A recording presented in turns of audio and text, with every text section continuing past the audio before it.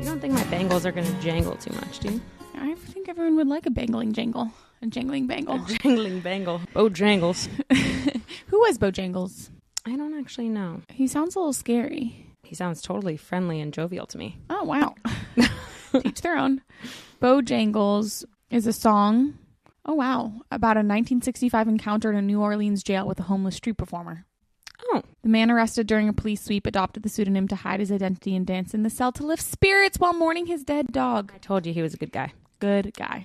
Welcome back to Hold That Thought. And hold that thought. This is one of the first episodes where we started and I have not known how your weekend went at all. So I'm so excited. T had a very special anniversary this weekend. Shrouded in mystery. Yes, it was the anniversary of me and Luis getting engaged, which we told a few different people that we were celebrating our engage-iversary, and people found that very funny. Really? Is that not? Well, I just don't think it's typically an anniversary that you share or celebrate. But we were like, this is the only year we're going to be celebrating this. That's and true. We had such an amazing weekend last year when it happened that it felt like something that we wanted to sink in and remember. Remembering that weekend is almost painful to me. Like, it's so beautiful and so poignant and so sad that it's fleeting, even though I know its power is in its fleetingness, that it verges on the painful. But Luis and I went to Napa to celebrate together, just the two of us, and we had a really nice time. We chose to take this as an opportunity to think about what we wanted out of our wedding, which was really nice and poetic. Vision boarding, lots of journaling, which was fun, and then shooting ideas off each other. We went to a few wine tastings, got sufficiently drunk on Saturday, and ended up lying and napping for so long.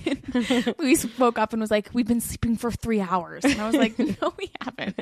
But it was actually a long time. Yeah, it was just a really beautiful, good weekend. Really good weekend. Did you watch like videos and... We watched videos of the engagement weekend. Yeah, it was emotional to watch it back. I've been reflecting on that weekend both because it was so unique in bringing all of our families together for the first time. Our parents had never met before that day. So I think that is crazy. I forget that. Yeah, they'd never met. They'd never even chatted on the phone. They obviously loved each other by proxy, but they had never communicated together in real life. Wow. And we arrived at this house to celebrate the engagement, and they'd all been hanging out and chatting all day. Crazy you weren't there for when your parents met his. I know. But now there are videos. You were a really good videographer for that whole time. And there are videos. I think it's so wonderfully classic, both my parents and his parents, because there's a video of the first few minutes when our parents have walked into the house and are meeting each other. And you panned over to an entryway where it's clearly like everyone's just arrived. Yeah. And my dad and his mom, granted both speaking in their second languages, are pantomiming like deep love and clutching each other's hearts. And I'm like, they got right into it, didn't they? That's awesome. So cute. So it was a good time. So sweet. Did you use my idea of both getting high and writing down your seating charts for the wedding and then comparing them? We will be doing that. Okay. We will be doing that closer to when our final list is ready. Right. I can't wait for that. So fun. And you also had a big weekend. Well, a medium weekend. I went to visit my cousin in Portland, Oregon. I love going to Portland. It's such a cute, cozy city. And she's in the process of moving to a different, and all of her roommates are as well. So they had this really fun goodbye party, and I didn't know anyone basically. So I was really chatting it up and made some great pals. I now know an incredible vintage shop owner in Portland, Oregon, and a tattoo artist and a journalist. Wow. And a DJ. We had really interesting conversations about politics, and oh my god, I have to tell you later, but remind me to tell you the risky joke I made. Did it go over well? It did, against all odds. Oh God, I can't wait. Oh, we had such good cousin time. We just had such fun laughs, and we're so much... I always knew when we were little that we'd be friends forever, and she really is more of a cousin sister, but it's so comforting knowing that she is in the world with me, and so sweet. That we'll always have each other. In my cousin world, we call them frozens. Friend cousins. Friend. If I may, Kister sounds a little bit better. Does it? Although, no, it sounds like keister, like your butt. No, it sounds like you're kissing your sister. Oh, well, yeah, exactly. I think both could use some work. God, weekend was a hit, and I love that girl. Okay, I can't wait for you to launch into this week's episode. So this is episode 15 of Hold That Thought. That's crazy. Season 1, which feels like in its own way a round significant number. Yeah. And it is the 5th episode in our In Plain Sight miniseries. And final. And the inspiration for this episode is coming from a few different places. Recently, I've been a little bit feeling like a chicken with my head cut off, just in terms of different priorities and things to focus on and different stressors, and was describing this feeling of giving myself ADHD as someone who is not diagnosed as having ADHD. I was just articulating to my therapist that I feel like I am giving myself ADHD by not giving myself time to focus on things carefully the way I want to. And that things are moving fast, and just it's all really good things that are filling things up in my life, but there's this level of panic inside when it feels like it's moving too quickly. Yeah. And she said, if nothing on the outside can change right now, what on the inside can change? It sounds like you need to shift your internal metronome. Ooh. Which I thought was a really cool and apt image to keep close. What this image does was shift the locus of control from these external things to this kind of beat inside that I could be in control of to an extent, and I could be in tune with. So it speaks to more of this slowing down. Meanwhile, in the same vein, I want to say this in a way because both Amelia and Nelia both gave me this book, but I haven't told either of them that the other one gave. Oh, because it was the most thoughtful book from both of them ever. What if you were just like a friend gave me? A dear friend. What if you... God, I want to keep this in. Because it's like, this is the stuff of life right here. I know. Both of them, knowing both of them very well, both will be tickled pink that they both gave you this book, because one, that shows that they really know who you are, and two, it shows that you are such that anyone in your life would give you this book. I know. Who knows you well. I know. Okay. Shout out to we don't have to keep it if you besties don't Nellie want. and A, who both gave me the most thoughtful book, The Book of Alchemy. That's one option, is saying it that way. Right. Let me just say, you're so cute being like, I guess that's where I say the quiet part out loud sometimes, where I would just say, both my friends gave this to me, haha. Well, because when so I opened it for both of them, I was struck by the thoughtfulness of the gift, and I want both of them to feel like I felt the thoughtfulness and the uniqueness from each of them. Well, what better way than to say it in prose as you have just now? Truly one of the most beautiful gifts is called The Book of Alchemy, A Creative Practice for an Inspired Life by Sulika Jawad. She's the author of the memoir Between Two Kingdoms. She's in her early 30s. She's married to the musician John Baptiste, if that means anything to you. Incredible writer. She created this, I would call this more of an anthology of small essays and prompts for thought-provoking and off-the-beaten-path journal prompts that's essentially trying to help people, quote-unquote, in the art of journaling, a meditation on the central questions of life. But it's not in this overly contrite way or an overly controlled way. Each artist or author or poet that she highlights in these essays comes to the prompt of what it means to journal in their own way and ask very specific questions. If you listen to our last episode where we shouted out Candid, the conversation card pack. Did you see that you're getting one in the mail? It's our first gifting. Oh, by then? Yes. Oh, amazing. I gave them your address. Oh, thank you. If I may. Can't wait. And social. It's number. similar. I mean, obviously one is an entire book rooted in personal essays, and one is more of a conversation starter with friends in game format, but both I see similarities in the fact that there's a difference in the way you're asking questions that gets to nuggets of thinking rather than these open-ended, what do I want from life, that can often stifle any sort of creative thinking whatsoever. They're like more narrowly tailored and easily activated on. So most recently I came across the essay from Ash Parsons in this book. Ash Parsons is a memoir writer, a photographer, and a filmmaker. She wrote her prompt for the Book of Alchemy about making mental notes of images. She titled her essay Just 10 Images. She starts off by saying that she spent her early years in a rural village in Africa in the 1980s, and when her family moved back to the United States, she didn't feel like she fit in. And her parents, when she moved back, gave her first diary, the kind that had like a little lock and key, the kind that I remember completely romanticizing journaling from when I was little too. That kickstarted her practice of writing everything down, which she's taken into her adult life. She talks about how when she and her partner adopted their third son, Zion was 3 months premature and weighed 2 pounds. So they spent most of their first 6 weeks with Zion in the NICU. She says, quote unquote, life as a NICU mom was all consuming and not conducive to writing. There's only so much you can do when you're holding a fragile football-sized human in your arms. So I started to make mental notes of images. The scrub room at the NICU entrance. The flashing red number that signaled his oxygen saturations were dropping. The way he furrowed his brow like an old man when he was hungry. I carried these images in my mind's back pocket and wrote them down when I got home. Without even realizing it, I was finding a way to write my life, even when I had no time or energy to write. She goes on to describe how even as it has been 9 years since those first NICU moments of writing down mental images, she continues to do this to this day. And she goes on to prompt just by asking you to write 10 images from the last 24 hours. So all of this was combining with that conversation I had with my therapist about slowing down my metronome. And I feel like the concept of noticing and taking note and being present is so often used as a balm for what ails our modern life, the pace of it. But this was the first time I'd come across a prompt that really helped me capture or think about actually operationalizing is the wrong word, but it articulated in a way that I found really insightful the power of telling your story through 10 snapshots throughout a day. And I thought these moments of noticing fits really well in our in plain sight.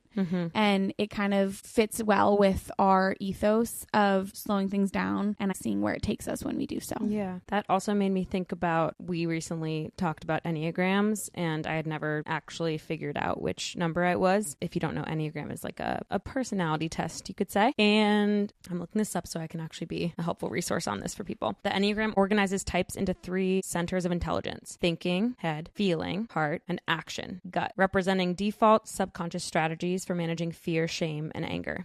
And I think you and I don't want to speak for you. What I heard in that reminded me of the fact that my defaults are thinking and feeling. Most people have 2 defaults, and then the third is like the antidote to that which ails them, as you said. And so I know for a fact that action is the intelligence I am least likely to reach for, but am in most need of in moments of crisis or in challenging moments in my life. And I think what this practice that you've described is doing is helping you put some of the thoughts and feelings into action by writing it down. Yeah. And it's asking you not to editorialize. I think my Enneagram is a 3 wing 4, but even outside of that, I editorialize, I think a lot about myself and what I'm doing and whatever. And I think asking yourself just to take mental snapshots and just focus on those is taking away the editorializing, because it puts the power in the noticing rather than the analyzing. It's enough, and it is powerful just to notice something, not to try to make sense of it. Yeah. I think that's funny because as you and I are going through this episode, I came to us today with kind of the challenge or opportunity to bring 2 or 3 things that we've noticed in our past few days and just see where the conversation takes us, like micro moments or micro images in our head. And then, of course, while I'm preparing for this episode, I am making deeper meaning and editorializing and all that stuff. But I think that's part of the power too, is like, if it so serves you to keep exploring where that mental image takes you, there's power and beauty in that too. And I also think like I can make a prison of analyzing my own thoughts and feelings. This is not that. This is not at all. It's the opposite. It's breaking out of the external and interrogating it in a way that feels intellectually stimulating and isn't self-harm. And slows things down and amps up the good things. It takes you out of your head, takes you out of the lockbox of your thoughts. I was inspired also by Ross Gay, who is an author who has written a ton of books, but one of his most recent is called The Book of Delights. He's also a professor. The Book of Delights chronicles a few of his essays where he's just looking for the things in life that delight him, cause him joy. And his inspiration for writing this book was, quote unquote, wanting to be softer in a world so ready to sharpen us and make us hard. I love that concept of the word softer there. Like, it's not about making yourself happier. It's not about making yourself more present even necessarily. It's this concept of like slowing things down has the power to soften you to your experience. He always starts his classes when he's teaching using this prompting of the Book of Delights and the art of noticing. Tell me something that was beautiful on your way to class. And he says students lock up. Really? People don't know how to answer that because it's so vulnerable to announce what you think was beautiful. And it's vulnerable to announce what you love in front of a group of students that you might not know. So that's all, I guess, to say that the art of noticing, or noticing what you're noticing, has power in showing you what you find beautiful and what you love and what's going to soften you and what direction to go in. Does that thought of saying that in front of a class actually bring you anxiety? No, I don't think so. I don't feel that way at all. But I think most people maybe, or I don't know. I feel anesthetized to like sharing that kind of stuff. But I also think that you have gone through a whole program of becoming that's true. It's like, you went through mental health counseling. MA in mental health counseling. You're gonna feel fine sharing. But he also, this was interesting, he said the same thing happened when he said, what do you love? And people would say, I like. And he said, no, don't go like. What do you love? Don't go like. What do you love? Like, he was asking people to go deep with as simple as these one-line questions. Yeah. And people, without even intellectualizing it, they could note that it was touching something softer in them that they were afraid to expose. And he would make them expose it. So what was your experience of me messaging you that I wanted to do this as our prompt for the episode? I was intrigued, and my mind almost immediately went to an artist whom I admire and whom my mother is friends with, and whose daughter I know now, Eva. She lives in SF. Lovely gal. We actually had a bit of a friend meet cute and then connected later that our moms are friends. Oh, cute. Mary Jo Hoffman was actually an aeronautical engineer turned artist. Cool. So she has this blog Still, which she started, let me see, I think in 2012. And every single day for over a decade, she made a photograph. And I say made because, and that's how my mom talks about it too as a professional photographer, because there's so much artistry. You make a painting, you don't take a photograph. It's not that simple. I think it's interesting to use the word made. Yeah, I like her images and essays capture the quiet beauty of everyday natural objects and invite readers to see the world with fresh eyes, which I really love. I don't know how many days consecutively she ended up making photos, but it was at least 4,517 because that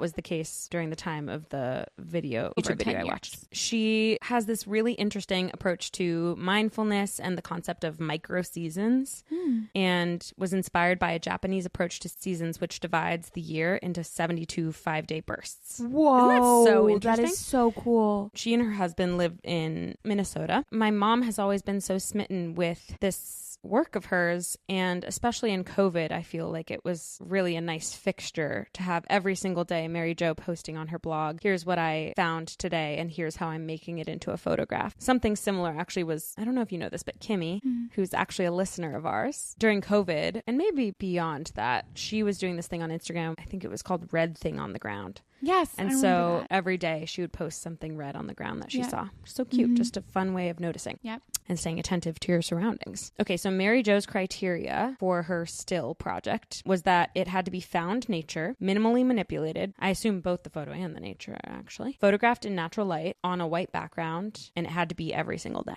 Wow. On a white background.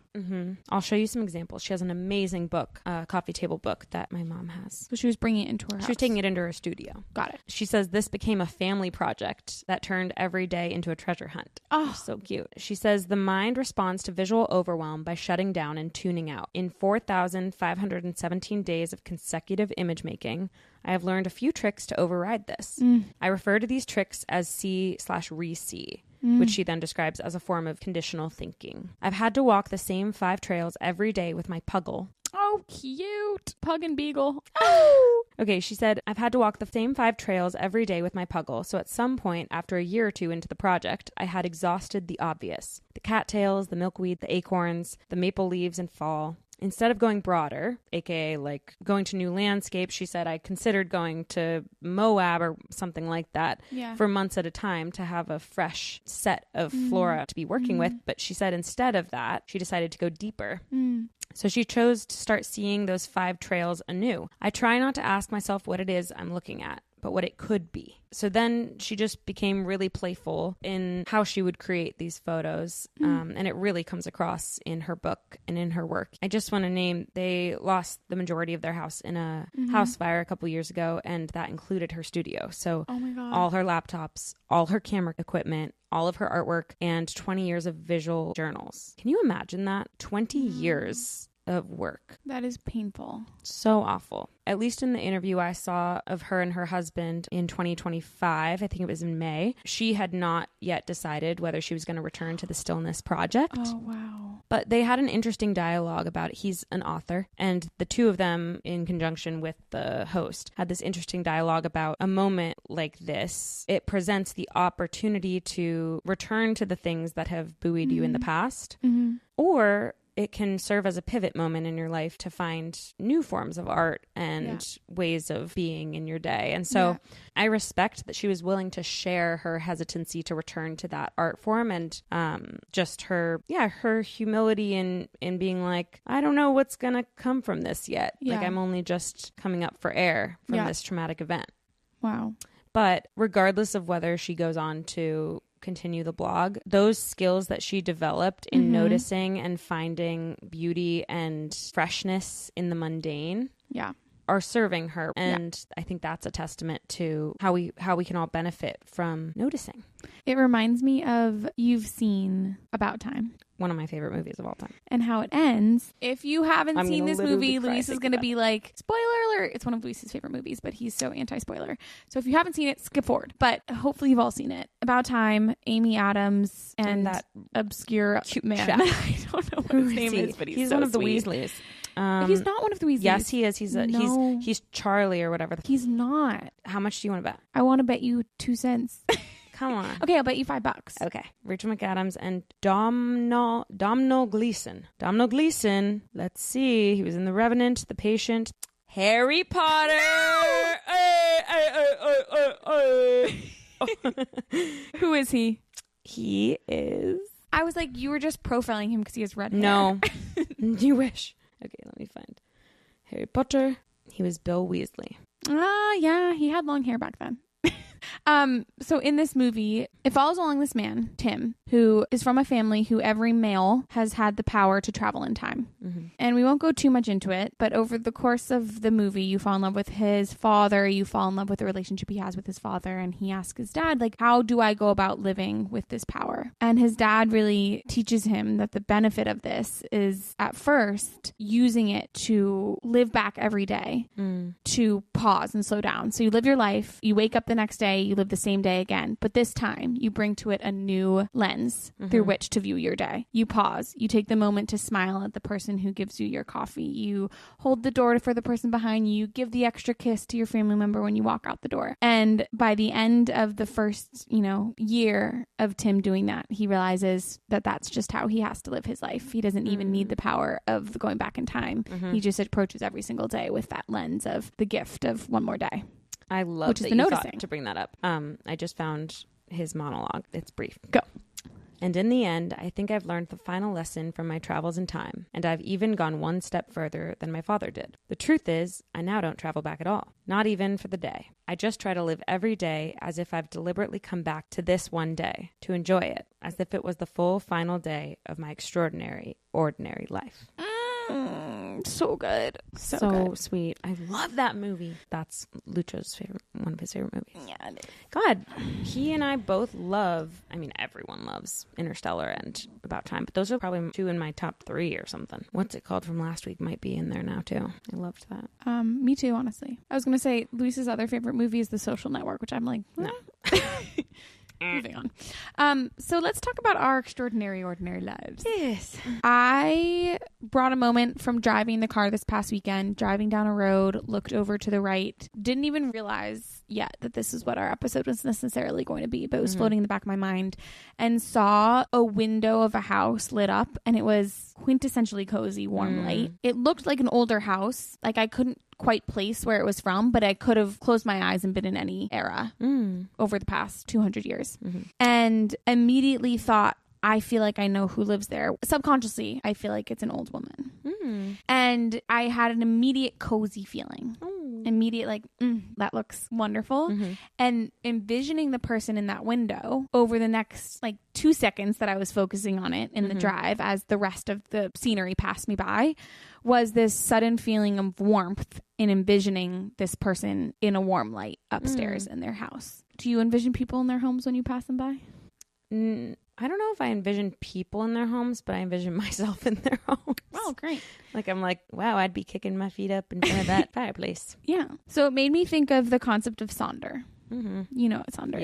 Yes, of course. It's the profound realization that every person you see has their own life story in which they are the main character, is the definition of Sonder. I remember being on a plane going back home from college over like a Christmas break. And I was going through a breakup and felt real, true, deep heartbreak for the first time.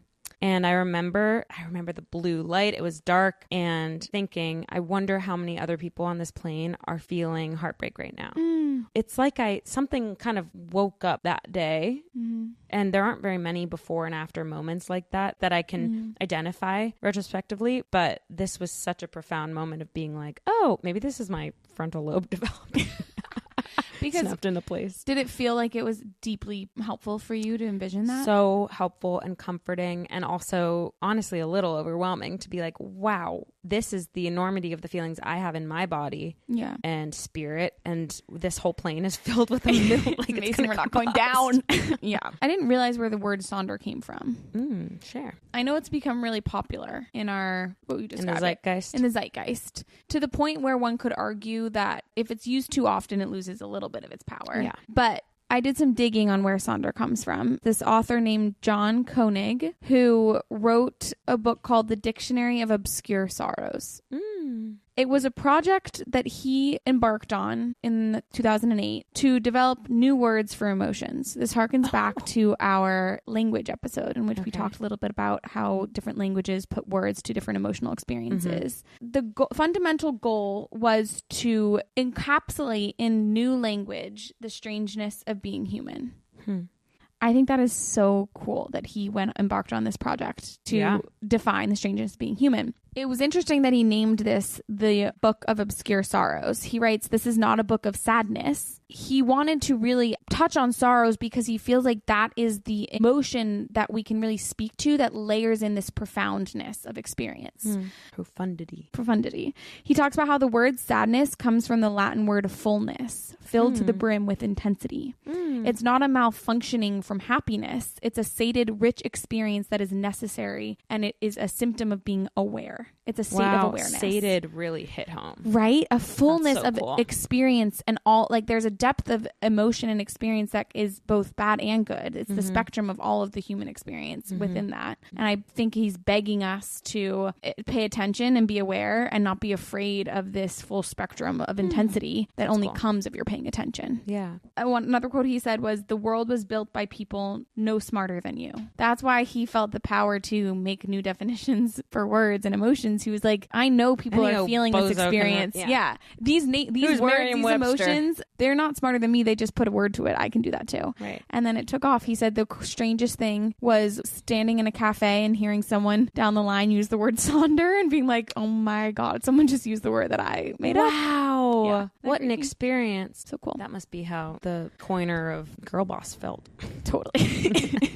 That reminded me, I saw this TikTok about how roughly 1,700 words in the English language can be traced back to Shakespeare for their initial usage. By coining, altering, or popularizing them in his works, words appearing for the first time in his written texts or used in new ways. I want to find an example of that. Addiction, bedroom, swagger. No way. Lonely, majestic, fashionable, eyeball, undress. What? Very interesting. That's crazy. Anything else about that? No. I'm gonna let sleeping dogs lie. All right. Wonderful. A mental image that I chose to hone in on from the past few weeks is a funny one. I can't wait. And I actually took a picture of it. I'm very visual this way. Like, when you first tasked me with this, I was having a hard time conjuring memories, but I looked through my camera roll and I found this photo I took of our friend A. It was her. I think I said this to you while I was taking the picture. She went on the trip to Austin with us, and we went to this amazing barbecue place called Terry Black's. And it's a long line. It probably took us, half an hour to get to the front of the line. Yeah. Just because this place is super popular and famous. We were all strategizing, like, do we get the platters, like the family platter that we split, or do we all get different things, or like how many of the sides? And I bowed out. I went to the bathroom. I was too stressed. I also was too stressed, which is funny. I used to really want to have a say in those things, and no longer. But A finally took the reins and was like, here's what we're getting. Here's how many sides. You won't eat this, Eden. You won't eat the pasta salad. No, that was Owie. No, Owie was everyone let shaming me you. get the potato salad, which was really nice because I was the only one who wanted it. And A goes up to the counter and like is kind of leaning on it and has her phone in her other hand and is kind of pointing, and she was going through the list that she had curated on her phone in her notes app. I turned to you and I was like, she's so in her element. This is A's final form. Yeah. She was decisive and assertive and was willing to steer the ship, and not everyone is. Mm-mm. As I was looking at this photo and thinking about that moment and just how sweet it was and so mundane, as I was doing all of this thinking and researching, I was like, I'm literally talking about my friend who's ordering barbecue. Yeah, but that's the exact point. I know, it's the whole point, but it's the just mental image. It's funny. Yeah. Something about that motif inspired me to kind of look into that phenomenon. Someone existing in a motif that is representative of their essence. Love that. I feel like A's gonna be like, were you saying my essence is wearing barbecue?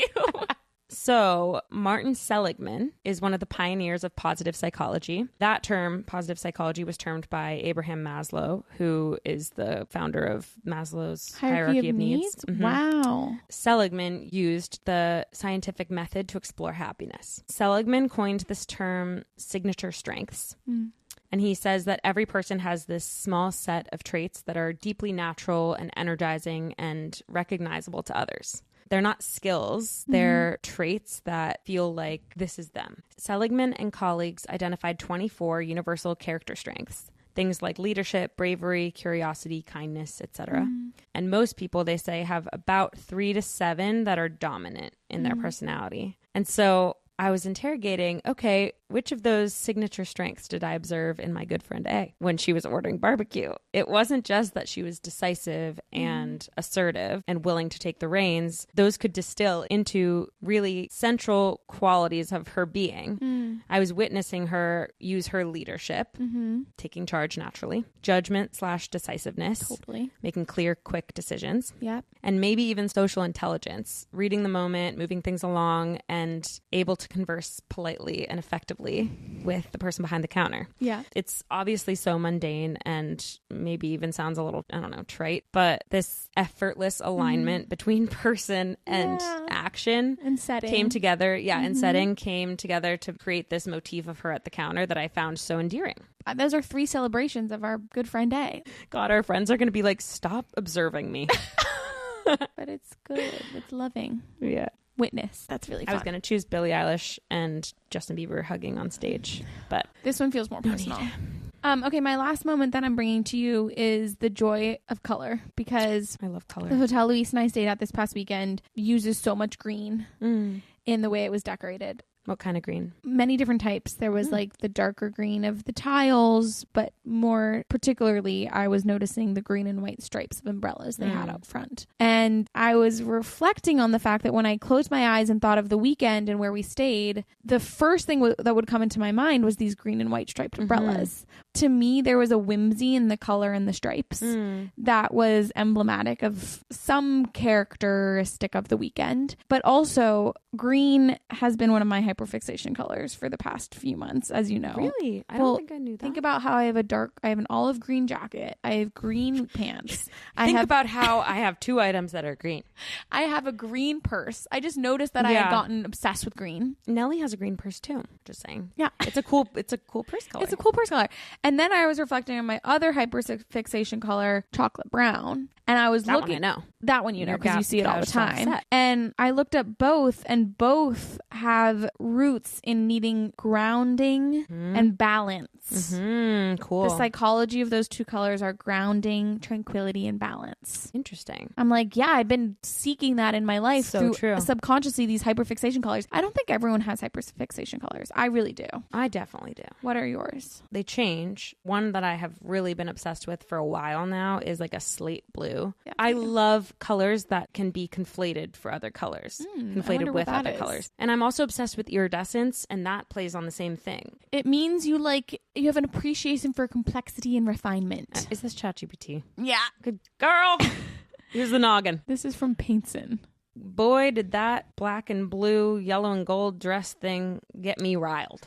I feel like brown is a color that everyone's kind of obsessed with right now. Chocolate brown. Quote unquote, mocha mousse was the color of the year. Every whatever company has different colors of the year. Pantone did not choose mocha mousse. Okay. Well, in the fashion world right now, brown is more in. And I don't think I'm influenced by the fashion world. You know me. I'm not fashionable. Well, subconsciously maybe. But A, subconsciously, yes. And B, I wondered whether there was a sense of needing to feel grounded that was not just me, but everyone. Yeah. This is, again, this is us living in the world of noticing and seeing what expands off of this. And a lot of this will not be grounded in research, but I think it's a fun exploration. So the last time I looked it up, the last time that brown was considered a color of the year was, wait for it, in the 1970s. Good vibes only, bro. So then I was like, well, that's interesting. Were people having a similar need to feel grounded in the 1970s as they are in 2026? Want to see something so sad? What? Sorry. Pantone color of the year. Cloud Dancer. White? It's like a white cream. Not even. Why would you choose that? I remember the big to-do last year. Always. There was a hoopla. I was curious whether culturally people might have been craving similar things as to why brown would have been the color of the year back in the 1970s as now. And to my surprise, not only have multiple well-regarded news outlets like the New York Times, God, you're always ahead of Hollywood Reporter, done very reputable, done multiple things over the past few weeks around 2026 and 1976 and the parallels culturally and politically between the two. Wow. The Iran hostage crisis was happening in 1976, causing a massive energy crisis. I called my parents and asked them, do you guys see any parallels between 1976 and 2026? And my dad was like, well, people were waiting in long lines at the gas station. And he told me that you could only go to the gas station on the day that corresponded with the number of your license plate. If your license plate ended on an odd number, you would go on an odd day, like the 13th, the 15th, the 17th. That's so funny. Other ways in which there was similarity, there was just a general economic anxiety. I think that goes hand in hand with what we were just talking about, the energy oil crisis. There was a general mistrust of politics and our political institutions. It was after Watergate. I think we can keep it high level and say there's a similar thing going on right now in the United States. And also 1976, 2026 was our 200th anniversary of the 1776. Exactly. It was a bicentennial versus this year, which is the 250th birthday of the American Revolution. Right. So, and the 251st birthday of USPS. Listen to our episode number 13 for more. All to say, this rabbit hole of me realizing I love green and brown taught me a lot about ways in which people might have been craving groundedness. Right. Now and then. Green and brown combo, Shaggy from Scooby-Doo. You could rock an outfit like that. I feel like this episode was really delicious in a way. It was. It was a slow down element, a pause and reflect. I literally didn't even want to touch my computer to prepare. I did research on my computer, but I wrote everything in my journal. And I'm glad we gave ourselves that. Me too. And next week we start a new mini-series. So return then to know what it is. Love you. Love you. Bye.